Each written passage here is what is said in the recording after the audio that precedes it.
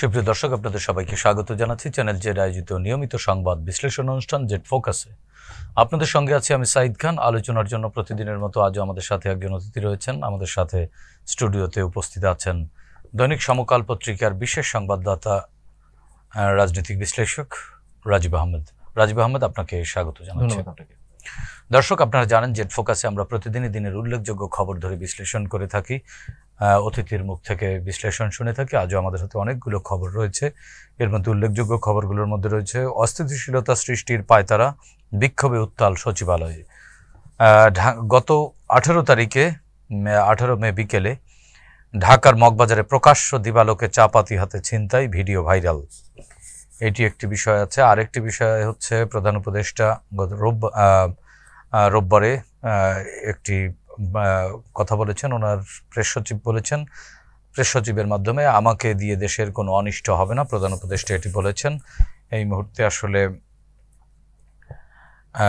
সচিবালয়ে আন্দোলন চলছে এবং গত দুদিন ধরে সচিবালয়ে কর্মচারীরা আন্দোলন করছেন এবং এর আগে এনবিআর ভবনেও কর্মচারীরা আন্দোলন করেছেন। রাজীব আহমেদ, এই আন্দোলনগুলো আসলে কি অতীতের যে আন্দোলন এবং গত দুদিনের যে আন্দোলন, সেই আন্দোলনের মধ্যে কোনো সম্পর্ক দেখতে পান কিনা, বা এইরকম একটি অন্তর্বর্তীকালীন সরকারের হাতে এই সকল সংকটের সমাধান আছে কিনা? ধন্যবাদ আপনাকে। একটা বিষয় যেটা হচ্ছে, আমি তো বহুদিন ধরে বলছি যে এই সরকার একটা দাবি পূরণের সরকারে পরিণত হয়েছে, আন্দোলনের সরকারে পরিণত হয়েছে। দেখেন, এনবিআর বিলুপ্ত করে দুইটি ভাগ করা, রাজস্ব নীতি এবং রাজস্ব বাস্তবায়ন বিভাগ, এটা বহু বছরের আগের আলাপ, কমপক্ষে 15-16 বছর। আমাদের যারা উন্নয়ন সহযোগী এবং যারা আমাদের বন্ধু আছে, তারা বহুদিন যাবতীয় পরামর্শ দিচ্ছে সব দুনিয়ার সব দেশে রাজস্ব নীতি এবং ব্যবস্থা আদায়, এই দুইটি আলাদা উইং। এটা কেন করতে হয়? কারণ একই সংস্থার হাতে যদি রাজস্ব প্রণয়নের কত রাজস্ব হবে সেটা প্রণয়নের দায়িত্ব এবং যদি আদায়ের দায়িত্ব থাকে, তাহলে সেই ক্ষেত্রে কারাপশনের একটা অবারিত সুযোগ থাকে। ধরেন কোনো শিল্প মালিকরা গেল, গিয়ে ওই একটা পক্ষকে ম্যানেজ করলো যে আমার এই জায়গায় শুল্ক কমাও, এই জায়গায় অ্যাডজাস্ট করো, আদায়ও যেহেতু সেই করবে, তো সেই ক্ষেত্রে যেটা হয় যে দুই পক্ষের মিলে একটা নেক্সাস তৈরি করার একটা আশঙ্কা থাকে। তো বহু বছর যাবত এই আলাপটা হচ্ছিল যে ভাগ করা। তো এই সরকার এসে সাহস করে কাজটি করলো, কিন্তু যে কাজটি সরকার করলো সেটি হচ্ছে যে একদম সরকার অন্য কাজ যেমন করে এলোমেলো, এই কাজটা এরকম এলোমেলো করলো। দেখেন যে পরামর্শক কমিটি হলো, পরামর্শক কমিটি কিছু সুনির্দিষ্ট পরামর্শ দিয়েছিল, এনবিআর ভাগ করতে হবে, এ নিয়ে কোনো বিতর্ক নেই। কিন্তু যেইভাবে কাজটি হলো সেইখানে গিয়ে বিতর্ক তৈরি হলো। কি তৈরি হলো? যেটি হচ্ছে যে এই রাজস্ব নীতি এবং রাজস্ব ব্যবস্থাপনা, এই যে দুইটি নতুন এন্টিটি ক্রিয়েট হলো, এই এন্টিটির মেম্বার কারা হবেন, চেয়ারম্যান কারা হবেন, সেগুলো নিয়ে গিয়ে বিতর্ক তৈরি করা হলো। এই যে এনবিআর যারা আন্দোলন করছে, তারা সরকারের রাজস্ব, সরকারের ক্যাডার এবং ট্যাক্স এবং কাস্টমস ক্যাডারের কর্মকর্তা। এক নম্বর বিষয়, ক্যাডার সার্ভিসের যারা কর্মকর্তা, তাদের সমাবেশ মিছিল কোনো রকম কোনো প্রসেশন করার কোনো অধিকার নেই। সরকারি চাকরিজীবীর চাকরির একটা শর্ত আছে, যারা সিবিএ করতে পারে তাদের অধিকার আছে, কিন্তু ক্যাডার সার্ভিসের কারো কোনো রকম কোনো কর্মসূচি করার অধিকার নেই। কিন্তু তারা কর্মসূচি করলেন, কলম বিরতি করলেন, কর্মবিরতি করলেন, সবশেষে গিয়ে করলেন অসহযোগ আন্দোলন এবং বিক্ষোভ মিছিল করলেন, বিক্ষোভ মিছিল সমাবেশ, যা করা সেটি সচিবালয়ের মধ্যে এবং যা করা সবকিছু করলেন এনবিআর এ। তো সরকার তারপরে অধ্যাদেশটি গতকাল স্থগিত করলো। তো এই যে যারা আন্দোলন করলেন, তাদের কাছে আমি একবারও শুনি নাই যে এই অধ্যাদেশের কারণে দেশের কি ক্ষতি হবে। তাদের আন্দোলন ঘুরে ফিরে আলাপ হচ্ছে যে এই অধ্যাদেশ হওয়ার ফলে তার পদোন্নতির সুযোগ কমবে, তার পদায়নের জায়গা কমবে, অ্যাডমিন ক্যাডারের দৌরাত্ম্য বাড়বে, অ্যাডমিন ক্যাডারের আরো বেশি সুযোগ তৈরি হবে। এইটি পুরোপুরি সরকারি কর্মচারীদের যেই আন্তঃকাডার দ্বন্দ্ব, তার একটি ফল। তো এখন একটা বিষয় যেটা হচ্ছে যে এই আন্দোলন, আমি বারবারই বলছি, অযৌক্তিকর নাই, কিন্তু এই জিনিসটা দেখতে হবে যে সরকারকে তো পরামর্শ কমিটি লিখিত পরামর্শ দিয়েছিল যে অ্যাডমিন ক্যাডারকে রাজস্ব থেকে আলাদা রাখা। আপনার রাজস্ব ব্যবস্থাপনা এবং আদায়ের জন্য সুনির্দিষ্ট দুইটা ক্যাডার আছে, ট্যাক্স এবং কাস্টম। এই দুইটা ক্যাডার থাকার পরেও আপনি নতুন যে দুইটা এন্টিটি, সেপারেট এন্টিটি ক্রিয়েট করলেন, সেইখানে কেন আপনার ক্যাডার সার্ভিসকে ঢুকাইতে হবে? সব জায়গায় ক্যাডার সার্ভিসকে কেন ঢুকাইতে হবে? এটা হচ্ছে সরকারের দিক থেকে আমার সমালোচনা, যে কেন আপনাকে অ্যাডমিন ক্যাডারকে ঢুকাইতে হবে। ওইখানে যারা চাকরি করে তারা আস্তে আস্তে পদোন্নতি পেয়ে তাদের জায়গায় যাবে, সর্বোচ্চ সোপানে যাবে, তারা একদিন চেয়ারম্যান হবে, একদিন মেম্বার হবে বোর্ডের। দাবি ঠিক আছে, কিন্তু এই দাবিটা আদায়ে যা করলেন কর্মকর্তারা, তারপর রাষ্ট্র টেকে না। এই সরকারের তো ওই দিনই দায়িত্ব ছেড়ে দেওয়া উচিত ছিল, যে তার ক্যাডার সার্ভিসের কর্মকর্তারা কর্মবিরতি, কলম বিরতি, অসহযোগ পালন করছে। হয় আপনি কঠোর ব্যবস্থা নেবেন, নইলে আপনি দায়িত্ব ছেড়ে দেবেন। তো এই ঘটনা প্রমাণ করে যে এই সরকার আসলেই কম্পিটেন্ট সরকার না, তাদের অবশ্যই চলে যাওয়া উচিত। যদিও আপনি নিয়ন্ত্রণ নিতে পারতেছেন না, আপনি ধরেন আপনি বলতেছেন যে আপনি গণতান্ত্রিক বাক স্বাধীনতা দিচ্ছেন, আন্দোলনের স্বাধীনতা দিচ্ছেন। ভাই, বাক স্বাধীনতা, আন্দোলনের স্বাধীনতা, কিন্তু এটি রাজীব আহমেদ, এই জায়গায় আরেকটি প্রশ্নের উদ্রেক হয়, সেটি হচ্ছে যে এই আন্দোলন শুধুমাত্র কি এই আন্দোলন নয়, এর নেপথ্যে নেপথ্যে বিষয় একটা বিষয় হচ্ছে এই সরকারকে কিন্তু এক ধরনের ক্যাওটিক সিচুয়েশনের মধ্যে ফেলে দেওয়া বা এক ধরনের বোলিং এর মধ্যে ফেলে দেওয়ার জন্য কিন্তু এক ধরনের ষড়যন্ত্র শুরু থেকেই চলছে, সেটি নয় তো? আচ্ছা, একটা জিনিস দেখেন, ষড়যন্ত্র তো আমি তখন মানবো যে সরকার চেষ্টা করতেছে, পারতেছে না। সরকার তখন চেষ্টাই করতেছে না। দেখেন, আজকে 7 দিন যাবৎ পল্লী বিদ্যুতের কর্মচারীরা শহীদ মিনার আন্দোলন করছে। তাদের এই আন্দোলন কিন্তু 5 আগস্টের পরে শুরু হয়নি, আগে থেকে শুরু হয়েছে। কিন্তু আগের আন্দোলনগুলো খেয়াল করেন, আগের আন্দোলনগুলো ছিল বক্তৃতা বিবৃতির মধ্যে, কেউ কাজ পেলে ঢাকায় চলে আসে নাই। তো আপনার খেয়াল আছে, গত অক্টোবর নভেম্বরের দিকে দেশে যখন পরিস্থিতি ভয়াবহ, তখন তারা তাদের বিভিন্ন দাবিতে বিদ্যুৎ শাটডাউন করে দিয়েছিল। শাটডাউন করে দিয়েছে, বিদ্যুৎ সেবা বন্ধ করে দিয়েছে। বন্ধ করে দেওয়ার পর সরকার কিছুটা কঠোর হয়েছিল, তখন 10-12 জনকে চাকরিচ্যুত করে এবং একটা মামলা হয়। এখন হচ্ছে সেই মামলা প্রত্যাহারের দাবিতে আন্দোলন করছে, 1 নম্বর। 2 নম্বর বিষয় হচ্ছে যে সরকার কিছু লোকজনকে বদলি করেছে, বদলি প্রত্যাহার করতে হবে। আমি তখন কৌতূহল থেকে এই পল্লী বিদ্যুতের চাকরি বিধিটা ভালো করে পড়লাম। চাকরি বিধির 11 ধারায় স্পষ্ট করে লেখা আছে যে আপনি চাকরি করতে আসছেন, সরকার যেখানে প্রয়োজন বোধ করবে আপনি সেখানে বদলি হবেন, আপনি বদলি মানতে বাধ্য। আচ্ছা, তার ধারা 2 লেখা আছে যে বদলি না মানলে এটা হচ্ছে গুরুতর অসদাচরণ। তো বদলিটা না মেনে শহীদ মিনারে বসে আছে, সরকারও দেখতেছে। আচ্ছা, আরেক পক্ষ আসছে, তাদেরকে চাকরি নিয়মিত করতে হবে, সেটা হচ্ছে আউটসোর্সিং নিয়োগ। ভাই, আউটসোর্সিং এর চাকরি কিভাবে নিয়মিতকরণ করা হবে? এটার নামই তো আউটসোর্সিং। নামই তো আউটসোর্সিং। যে আমার 10 জন লোক দরকার, আমি ঠিকাদারকে বললাম, ঠিকাদার 10 জন লোক দিল, আমার যতদিন কাজ লাগবে, যখন লাগবে না আমি বিদায় করে দিব, শেষ। আন্দোলন করছে, সরকারও কিছু বলছে না। এই যে সরকার কিছু বলছে না বা বলতে পারছে না, সরকারের নিয়ন্ত্রণ নেই প্রশাসনে, পুলিশে, স্টেটে, তার কারণে এই ক্যাওটিক অবস্থা। তো এই ক্যাওটিক অবস্থা দিয়ে আপনি কিভাবে সরকার থাকে? তো সরকার যেহেতু সামাল দিতে পারতেছে না, তাহলে কিন্তু এই সরকার, মানে এক্ষেত্রে রাজনৈতিক সহযোগিতা যদি এই সরকার পেত, পূর্ণ সহযোগিতা পেত, তাহলে এগুলো হয়তো কাটিয়ে উঠতে পারত। দেখেন, রাজনৈতিক দলগুলো ভোটের জন্য যে কোনো আন্দোলনকে গিয়ে সমর্থন দেয়, যে কোনো আন্দোলন রাজনৈতিক দলগুলো পেলেই বলে যে এটা একটা যৌক্তিক আন্দোলন, আমাদের সমর্থন আছে, আমরা ক্ষমতায় গেলে বিবেচনা করবো। এখনো রাজনৈতিক দলগুলো বলছে এক ধরনের পলিটিক্যাল এটা পলিটিক্যাল রেটরিক, এর সঙ্গে আর কিছু নাই, এর সঙ্গে আর কিছু নেই। কিন্তু অ্যাক্ট তো ভাই সরকারকে করতে হবে। আপনি অ্যাক্ট করতেছেন না, আপনি বসে বসে দেখতেছেন পরিস্থিতি কোন জায়গায় যায়, তারপর আপনি আস্তে করে নিজেরা প্রত্যাহার করে নিচ্ছেন, বলতেছেন ঠিক আছে দাবি মেনে নিলাম। এই যে দাবি মানার কালচার শুরু হলো, যেদিন হাসনাত আব্দুল্লাহরা আওয়ামী লীগ নিষিদ্ধের দাবিতে যমুনায় গেলেন, সেদিন থেকে আমি লিখতেছি যে আপনারা যমুনায় গিয়ে পথ দেখালেন, এখন সবাই যমুনায় যাবে, সবাই যাবে। সবাই আপনি পথ দেখিয়েছেন, এখন একে একে সবাই যাবে। আচ্ছা, আরেকটা বিষয় যেটা হচ্ছে এই শ্রমিকদের আন্দোলন। টিএনজেড নামে একটা প্রতিষ্ঠান, যে প্রতিষ্ঠানের 2 মাসের বেতন বকেয়া 7 মাস যাবত, এই 2 মাসের বকেয়া বেতনের জন্য 7 মাস যাবত আন্দোলন চলছে। আমি শ্রম আইন 2006 খুব ভালো করে পড়লাম, তো সেইখানে আমি দেখলাম যে বকেয়া বেতন আদায়ের জন্য তো সরকারের হস্তক্ষেপ করার জায়গা খুব সীমিত। বেতন বকেয়া হয়েছে, শ্রমিকরা শ্রম আদালতে যাবে, সরকার সেখানে শ্রমিকদেরকে সহায়তা করবে। কিন্তু সরকার এই সালিশদারের, গ্রাম্য সালিশদারের ভূমিকায় কেন গেল আমি তো বুঝতে পারতেছি না। কোর্টে যাবেন, সরকার চেষ্টা করবে কোর্ট যেন দ্রুততম সময় একটা সেটেলমেন্ট দেয়। আজকে 7 মাস যাবত যে আন্দোলন হচ্ছে, এটা কোর্টে গেলে তো 2-3 মাসের মধ্যে সেটেল করা সম্ভব ছিল, বা 1 মাসের মধ্যে। বা সরকার পক্ষের যে কুশলী আছেন, তারা যদি শ্রমিকদের পক্ষে থাকতেন, তাহলে এটা 15-20 দিনের ম্যাটার। এটা আপনি শেষ করে এই প্রতিষ্ঠান নিলামে দিয়ে বিক্রি করে যেভাবে হোক আপনি বেতন দিয়ে দিতে পারতেন। এখন আপনি মালিককে খুঁজে বেড়াচ্ছেন, একবার মালিকের গাড়ি বিক্রি করেন, একবার মালিকের বাড়ি বিক্রি করেন। কেন ভাই? আপনারা এই সালিশদারের ভূমিকায় কেন যাচ্ছেন বারবার? তো এই জন্য যেটা বলছি যে এই সরকার দেখে আসলে হচ্ছে না। এখন এই সরকারকে সবাই অন করেছিল, সবাই বলেছিল সরকার, এই সরকারের সময় মানবাধিকার পরিস্থিতি, আপনার গণতান্ত্রিক ব্যবস্থা, বাক স্বাধীনতা, তারপরে right to association, right to procession সবকিছু রক্ষা হচ্ছে, ঠিক আছে, কিন্তু ভাই আপনি নিয়ন্ত্রণ করতে পারছেন না। প্রতিবাদের স্বাধীনতা তো অবশ্যই থাকবে। যেমন সচিবালয়ে আজকে যেটা হচ্ছে, গতকাল থেকে সরকার একটি অধ্যাদেশ এনেছে যে আগে চাকরিচ্যুত করতে গেলে এত এত এত এত নিয়মকানুন মানতে হতো, এখন সেটা মানতে হবে না। আচ্ছা, এখন একটা বিষয় শুনেন, এটা কি নতুন করে সরকার আনছে?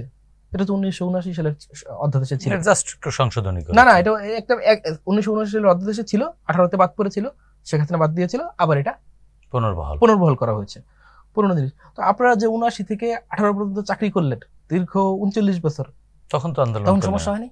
এবং এই সময় যারা যোগদান করেছে তারা তো এই বিধিমালা মেনেই এই বিধিমালা মেনে চাকরি করেছেন, তো তখন আপনার চাকরির সমস্যা হয়নি, তো এখন আপনি কেন আন্দোলন করতেছেন? কারণ আপনি জানেন যে এই সরকার আপনি কিছু করতে পারবে না। এই যে একটা বার্তা সব জায়গায় গিয়েছে যে এই সরকার কিছু করবে না, এই সরকার কিছু করতে পারবে না, এইটাই হচ্ছে সবচেয়ে বিপজ্জনক বিষয়। এবং এই সুযোগটি কি তৃতীয় পক্ষ ব্যবহার করবার চেষ্টা করছে? অবশ্যই নেবে। আমার কাছে মনে হচ্ছে, দেখেন আপনি ওবায়দুল কাদেরের গতকালকে উনি দা ওয়ালে যে সাক্ষাৎকার দিয়েছেন, সেখানে একদম ক্লিয়ার কাট বলেছেন যে সে 3 মাস দেশে লুকিয়েছিলেন, এবং ওই সময় যেসব আন্দোলন হয়েছে, শ্রমিক আন্দোলন সহ যেসব আন্দোলন, একদম কোড আনকোড কথা, যে এটাকে তারা ব্যবহার করার চেষ্টা করেছে, এই আন্দোলনগুলোকে ব্যবহার করার চেষ্টা করেছে, দেশকে ডিস্টেবলাইজ করার চেষ্টা করেছে, আওয়ামী লীগকে ক্ষমতায় ফেরানোর চেষ্টা করেছে আন্দোলনের মাধ্যমে, এই সরকারকে বিদায় দেওয়ার চেষ্টা করেছে আন্দোলনের মাধ্যমে। তো সরকারের তো মানলাম যে 5 আগস্টের কারণে পুলিশ অনেক ক্ষতিগ্রস্ত হয়ে গেছে, কিন্তু সরকারের তো আরো নানান স্টেট মেশিনারিজ আছে। তো তারা কি করলো? যে ওবায়দুল কাদের ইন্টেলিজেন্স ছিল, ওবায়দুল কাদের যে 3 মাস দেশে বসে থেকে এই আন্দোলনগুলোকে ব্যবহার করে আওয়ামী লীগকে ফেরানোর চেষ্টা করলেন, এটা তো কালকে নিজের বক্তব্য। সরকার কি করলো 3 মাস? তো ভাই ভালো দিক হচ্ছে যে আপনার, আমি মনে করি যে এখন নির্বাচন আর বিলম্বিত হওয়ার মতো কোনো কারণ, কোনো যুক্তি কিচ্ছু নেই, কারণ ডে বাই ডে এটি আরো খারাপ হচ্ছে। এখন আপনার যেটি একটি বড় জিনিস যেটি মানুষের লোকচক্ষুর অন্তরালে চলছে, সেটি হচ্ছে সংস্কার। অনেকেই সংস্কার বলতে, আবার আরেকটা বিষয় হচ্ছে সরকার সংস্কার জিনিসটাকে এমন ভাবে প্রচার করেছে, লোকজন মনে করছে যে সংস্কার মানে হচ্ছে যে আপনি বাংলাদেশ আগামীকাল থেকে বেহেশত হয়ে যাবে, পরশু থেকে বেহেশত হয়ে যাবে, অমুক দিন থেকে বেহেশত হয়ে যাবে। ভাই সংস্কার মানে এইটা না। সংস্কারের মূল কথা ছিল যে আমাদের দেশের প্রধান সমস্যা কি। তো সবাই মিলে, যেটি রাজনৈতিক দল এবং অন্যরা মিলে যেটা ফাইন্ড আউট করেছেন, আমাদের দেশের একেবারেই প্রধান সমস্যা কোনটা? একেবারে প্রধান সমস্যা হচ্ছে আমরা পিসফুল পাওয়ার ট্রান্সফার করতে পারি না। আমাদের দেশের 2 জন সরকার প্রধান বিদায় নিয়েছেন হত্যার মাধ্যমে, 2টি সরকার বিদায় নিয়েছে সামরিক কুয়ের মাধ্যমে, 4টি সরকার এখন পর্যন্ত বিদায় নিয়েছে আন্দোলনে। আমাদের দেশের 8টি-9টি সরকার এভাবে অস্বাভাবিক পদ্ধতিতে বিদায় নিয়েছে। এখন পর্যন্ত একবার মাত্র পিসফুল পাওয়ার ট্রান্সফার হয়েছে, এছাড়া বাংলাদেশে কখনোই পিসফুল পাওয়ার ট্রান্সফার হয়নি। আমাদের দেশের মূল সমস্যা হচ্ছে শান্তিপূর্ণভাবে ক্ষমতা হস্তান্তর করতে না পারা। যে ক্ষমতায় যায় সে আর ছাড়তে চায় না, বেগম খালেদা জিয়া পিসফুলি ক্ষমতা ছাড়তে চায় না বলেই এসব ঘটনা ঘটে। তো এই জন্য যে সংস্কারটা নিয়ে আলাপ হচ্ছিল, সেটা হচ্ছিল যে কিভাবে ক্ষমতা হস্তান্তরটাকে, এটাই বেসিক সংস্কার, এটাই বেসিক সংস্কার। তো এটার কাজ তো অনেক দূর এগিয়ে গিয়েছে। আপনার রাজনৈতিক দলগুলো বসেছে, 33টা দল মতামত দিয়েছে, মোটামুটি 2টি পয়েন্টে এখন এসে আটকে আছে। তো বড় রাজনৈতিক দল বিএনপি বা অন্যরা যারা আছে, তারা আবার কাল পরশুর মধ্যে বসুন না, বসে বসতে তো বাধা নেই, যেহেতু সমস্যাটা সমাধান করতে চাই আমরা সবাই, যেহেতু 2টা জায়গা মাত্র বাকি আছে, বাকি সব 164টা জায়গা মোটামুটি এক হয়ে গেছে। 166টার মধ্যে 150 মোটামুটি সবাই একমত, আর 13-14টাতে আপনার ধরেন যে কাছাকাছি একমত। 2টা জায়গায় বড় ধরনের পার্থক্য আছে বিএনপির সঙ্গে অন্যদের। তো ভাই এই 2টা, বিএনপি যেহেতু নির্বাচন দাবি করছে, তারাও তো নির্বাচন চায়। তো আপনি বলে দেন যে এটা আপনারা 48 ঘন্টা 72 ঘন্টা বা 1 সপ্তাহের মধ্যে সলভ করেন, আমরা তফসিল দিয়ে দেবো। আমার ধারণা তখন বিএনপি বলবে ঠিক আছে, নির্বাচনের স্বার্থে আমি আমার জায়গায় একটু ছাড় দিলাম, এক পার্টি বললো আমি একটু আমার জায়গায় ছাড় দিলাম, এই 2টা জায়গা শেষ করে দিয়ে আপনি পিসফুল পাওয়ার ট্রান্সফার, সংস্কারও শেষের পথে যদি আপনি সদিচ্ছা থাকে, এটা একদম মাত্র 2টা জায়গা এখন আটকে আছে, ম্যাটার অফ 7 ডেজ ম্যাক্সিমাম। আপনি যদি আন্তরিকতা নিয়ে বসেন, তাহলে 7 মিনিটের বিষয়, যে ঠিক আছে আমি একটু ছাড় দিলাম। তার মানে সংস্কারও শেষের পথে, এখন আসলে আমাদের গণতন্ত্রায়নের পথেই ফেরাটাই মুখ্য বলে আপনি মনে করেন? তো আপনি এই সংস্কারটা আপনি মেনে নেওয়ার পরে এটা কিভাবে বাস্তবায়ন করবেন, এই জায়গাটা আর চার্টার করতে পারেন, চার্টার করা, বাস্তবায়নটা কিভাবে করবেন, বাস্তবায়নের জায়গাটা, এটার জন্য আর বড় জোর 1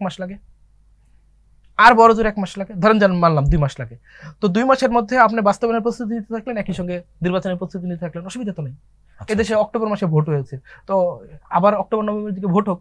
সবচেয়ে বড় কথা হচ্ছে ভাই, আপনি যদি ভোটের একটা তারিখ দিয়ে দেন সুনির্দিষ্ট, একটা ভোটের আবহ তৈরি হয়ে যাবে, অক্টোবর-নভেম্বর যে কোনো মাস হোক, আপনার এই যে অস্থিরতাগুলো আছে সেগুলো, এবং রাজনৈতিক দলগুলো আসলে অনেক কিছু দায়িত্ব নিয়ে নেবে, হ্যাঁ, যাতে বিশৃঙ্খলা না হয়, শান্তিপূর্ণভাবে যাতে ইলেকশনটা যেন কন্ডাক্ট হয়, এই জন্য তো অনেকে দায়িত্ব নিয়ে নেবে। হ্যাঁ। আচ্ছা, দ্বিতীয় একটা বিষয় হচ্ছে, দেখেন ভাই, সরকারি কর্মচারী কর্মকর্তারা সবাই খুব ভালো করে জানে এই সরকার হচ্ছে ক্ষণিকের অতিথি।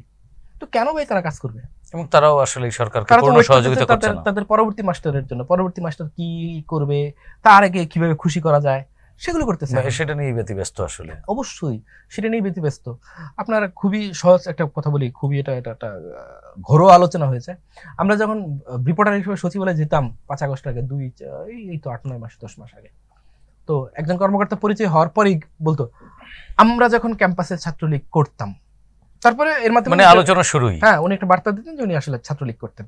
এখনকার অফিসার যারা আছেন তারা হচ্ছে আমাদেরকে কিছুক্ষণ চাটা খাওয়ার পরে বলে যে আমি যখন ক্যাম্পাসে ছাত্রদল করতাম। মানে এই যে রাজনৈতিক বলয়ের মধ্যে ঢুকে যাওয়া, নিজেকে আগেই পরিচিতি দেওয়া। তো বিএনপি ক্ষমতায় আসুক বা যেই ক্ষমতায় আসুক, আওয়ামী লীগকে দেখে একটা জিনিস শিক্ষা নেওয়া উচিত, সেটা হচ্ছে যে গণকর্মচারীদেরকে রাজনীতি থেকে অনেক দূরে রাখা, যে তাদেরকে প্রজাতন্ত্রের মধ্যে রাখা, তাদেরকে পলিটিক্সে কোনো স্পেস দেওয়া যাবে না। তাদেরকে আপনি পলিটিক্সে স্পেস দিলে যেটা হয়, এর ক্ষতি তো আপনি দেখছেন। শেখ হাসিনা জ্বলন্ত উদাহরণ, যে গণতান্ত্রিক ব্যবস্থায় দল সরকার চালায়, কিন্তু আওয়ামী লীগের কি হয়েছিল? আওয়ামী লীগকে সরকার চালানোর সুযোগ পেয়েছে? আমলারা চালিয়েছে সরকার আওয়ামী লীগ চালিয়েছে, আওয়ামী লীগ সরকার চালানোর সুযোগ পায়নি, সরকার আওয়ামী লীগ চালিয়েছে। তো এর কুফল তো আপনি একবার দেখছেন। তো রাজনৈতিক দল যারা আছে তাদের এই বিষয়ে সাবধান সতর্ক হওয়া উচিত, যে আমলাতন্ত্রকে, পুলিশকে কোনোভাবে পলিটিসাইজ করা যাবে না, বা পলিটিক্সে তাদেরকে নাক গলাতেও দেওয়া যাবে না। নাক গলাতে দেওয়া যাবে না। তারা নাক গলাতে চাইবে কিন্তু বারবার নিজেদের সুযোগের জন্য। কিন্তু রাজনৈতিক দলের উচিত যে সাময়িক লাভের জন্য যে নাক গলানোর সুযোগ তারা দেয়, যে এই আমলাতন্ত্রকে, পুলিশকে পলিটিক্যাল পার্টির একটা সহযোগী সংগঠনে পরিণত করা, এইটার পরিণতি কখনোই ভালো হয় না, লং রানে খুবই খারাপ হয়। পার্টি টেকে না।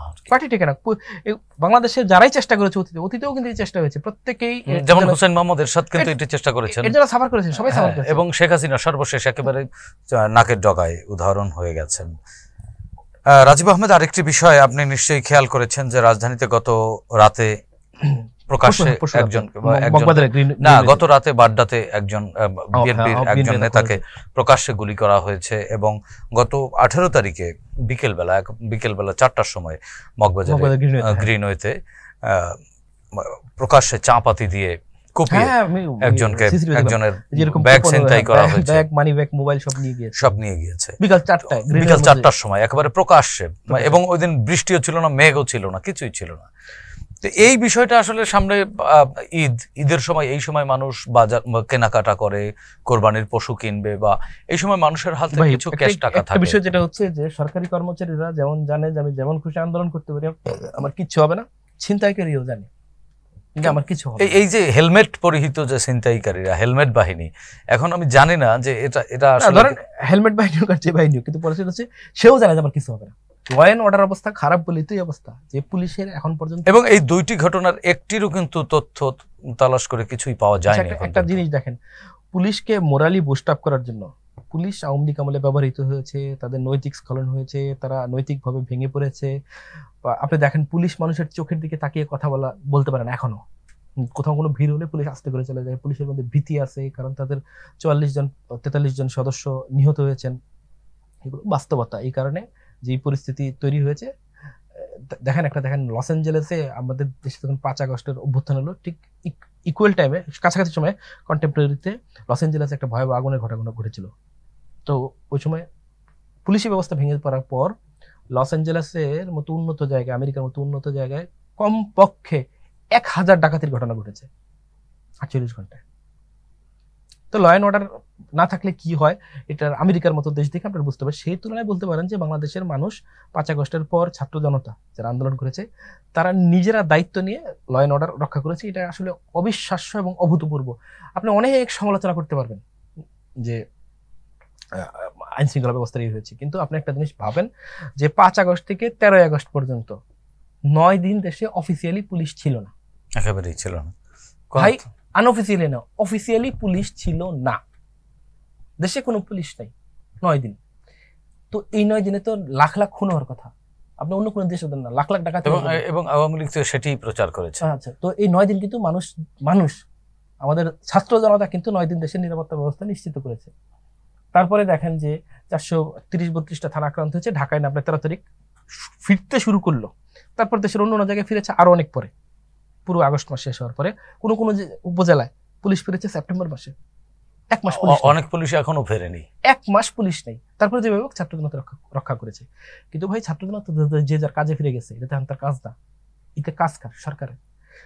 আপনি আবার বলেন সরকার কি কোনো একটা ট্রেনিং সেশন আয়োজন করেছে যে আমি পুলিশকে নিয়ে যে তোমাদের একটা ভুল ভ্রান্তি হয়ে গেছে, যা হয়ে গেছে হয়ে গেছে, আবার নতুন করে আসলে? কিন্তু একটি পুলিশ সপ্তাহ তো হলো এর মধ্যে। হ্যাঁ, একটা পুলিশ সপ্তাহ হয়েছে, কিন্তু সেই পুলিশ সপ্তাহে কিন্তু এরকম কোনো প্রচুর বক্তৃতা হয়েছে। আপনি দেখেন এই পুলিশ সদস্য যারা আছেন তারা তো মেন্টালি অবশ্যই ডিস্টার্ব, কেউ ভয় পেয়েছেন, কেউ আতঙ্কের মধ্যে আছেন, কেউ ক্ষোভের মধ্যেও আছেন, কারণ অনেক ছাত্রলীগের ছেলেরা আছে এই জায়গায়। তো এইগুলো প্রশমনের জন্য সরকার ধরেন তাদের সাইকোলজিক্যাল কাউন্সিলিং করা, তাদেরকে ট্রেন আপ করা, বা সরকারের ঊর্ধ্বতন পর্যায়ে যারা আছে তাদেরকে ডেকে নিয়ে আশ্বস্ত করা যে যা হয়ে গেছে হয়ে গেছে, এখন আবার চলো নতুন করে ফাইট করি। পুলিশকে কোনো জায়গায় একটা ইনসেন্টিভ দিয়ে তাদেরকে উৎসাহিত করা, কোনো কিছু কি হয়েছে? আপনি কিছুই একটা বাহিনীর জন্য করবেন না, তো সেই বাহিনী কিভাবে ঘুরে দাঁড়াবে? ঘুরে দাঁড়ার জন্য তো তারা সমর্থন করতে হবে। ইনফ্যাক্ট এখনো মব চলছে। আচ্ছা, ইনফ্যাক্ট এখনো মব চলছে, যেখানে কোথাও যখন পুলিশ যাচ্ছে পুলিশ কাজ করতে পারতেছে না, পুলিশ বাধাগ্রস্ত হচ্ছে, পুলিশের হামলা হয়ে যাচ্ছে, থানায় হামলা হয়ে যাচ্ছে, তো হামলাকারীদের কি ধরা হচ্ছে? সরকার তো এই জায়গাটায় বার্তা থাকতে হবে যে এই জায়গায়, যেমন সাম্প্রতিক আপনি দেখেছেন যে হাক্কানি পাবলিশার্সের এই ঘটনাটি, মানে পুলিশকে একেবারে মবের মুখে ফেলে দেওয়া হয়েছে এবং যারা করেছে তাদেরকে রাত্রেবেলা ছেড়ে দেওয়া হয়েছে। হ্যাঁ, ছাড়তে বাধ্য করা হয়েছে। মানে অবশ্যই বাধ্য না করলে কি ছেড়ে দিলেন? মুসলেকায় ছেড়ে দিলেন, এটা কি মুসলেকায় ছেড়ে দেওয়ার মতো মামলা নাকি? ধরেন আপনি রাস্তায় কোন একটা বিশৃঙ্খলা করেছেন, হাতাহাতি করেছেন 2 জন, এটা ভাই মুসলেকায় ছেড়ে দেওয়ার মতো মামলা 1976 সালের অধ্যাদেশ অনুযায়ী। কিন্তু ভাই একজনের বাসায় আপনি মধ্যরাতে গিয়েছেন, পুলিশকে ডিকটেট করতেছেন তাকে ধরার জন্য, এবং পুলিশকে থ্রেট করা হচ্ছে। তো আগে ভাই একটা জিনিস ছিল, যে মামলার কথা 111 সরকারি কাজে বাধা, যে মামলায় জামিন হইতো না 6 মাস, পুলিশকে কিছু বললে। তো এখন তো সেটা দেখতে পাচ্ছি না, সেই ধারাটি ঝিমিয়ে পড়েছে। সেই ধারা তো আছে ভাই, তো সেটা তো দেখতে পাচ্ছি না। তো সেটা আপনি ইউজ করেন, এই যে আপনি 3 জনকে ছেড়ে দিলেন, না, এটি তো পুলিশকে মবের মুখেই ফেলা হয়েছে, এবং পুলিশ যদি ভয় না পেত বা তাদেরকে যদি ওইভাবে প্রেশারাইজ করা না হতো, তাহলে তো এটি ছাড়া পাওয়ার কথা না। আপনাকে গত কিছুদিনে 100 ঘটনার উদাহরণ দিতে পারবো। 9 মাসে যে কোনো জায়গায় কাউকে ধরা হয়েছে, ছাত্রনেতারা যাচ্ছেন, অভ্যুত্থানের ছাত্রনেতারা, বৈষম্যবিরোধী ছাত্রনেতারা, এনসিপি, তারা গিয়ে বলছে নাকি ছাড়তে হবে আমাদের লোক।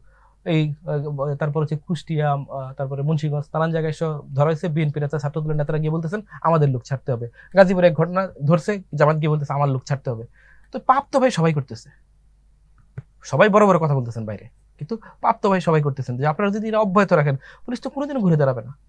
এবং সরকার এই সময় তো সবচেয়ে বেশি ল অ্যান্ড অর্ডার নিয়ে চিন্তিত মানুষ, এবং সরকার পুরো জিনিস তাকিয়ে তাকিয়ে দেখছে।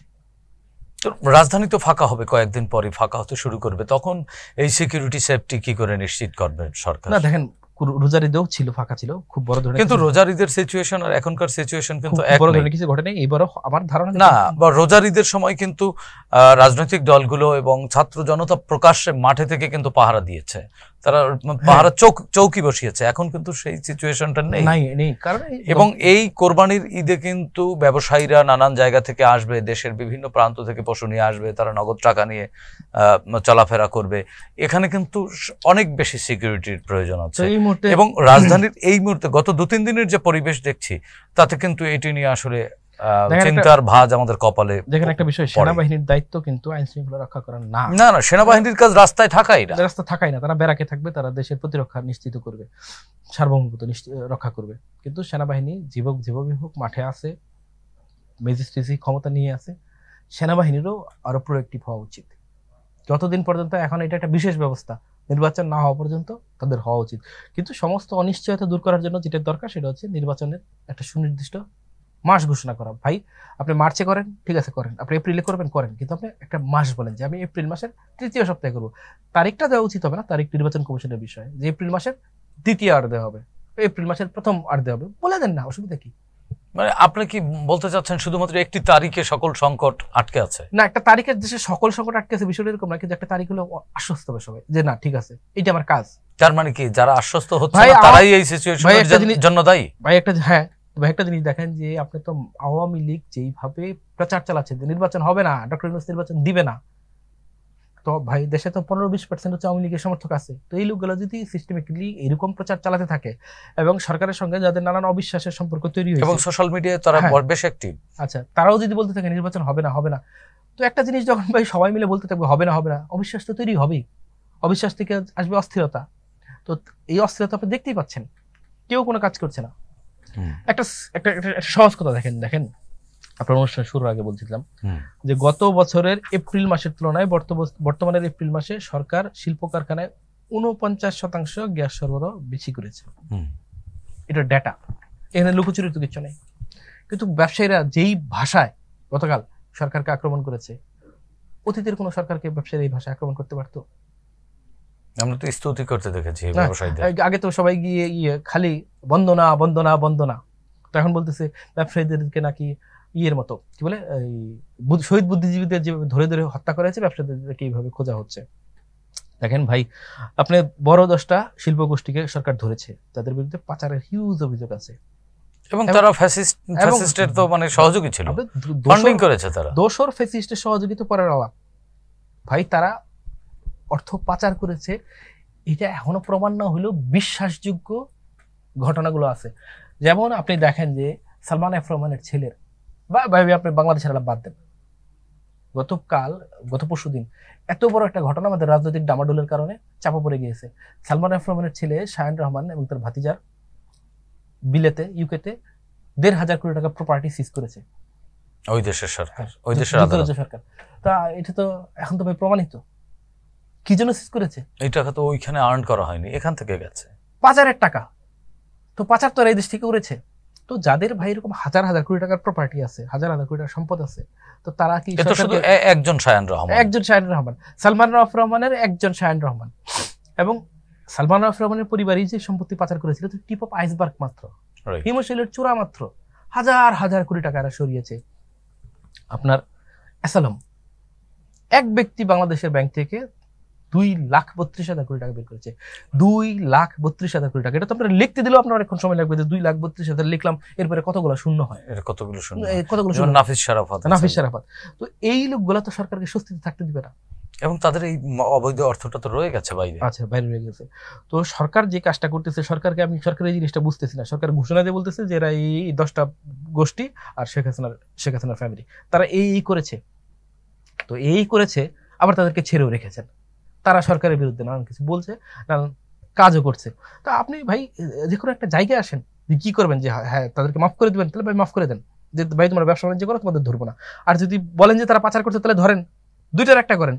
আপনি ধরছেনও না, আপনি ছাড়ছেনও না।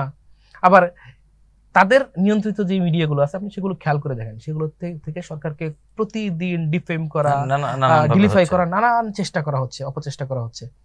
আবার দেখেন যে এই মিডিয়াগুলো ব্যবহার করে এরা গত 10 বছরে 15 বছরে তারেক রহমান, খালেদা জিয়া, বিএনপি বা বিএনপির মিত্র দলগুলোর সম্পর্কে হেন কোনো অপপ্রচার নাই যা করেনি।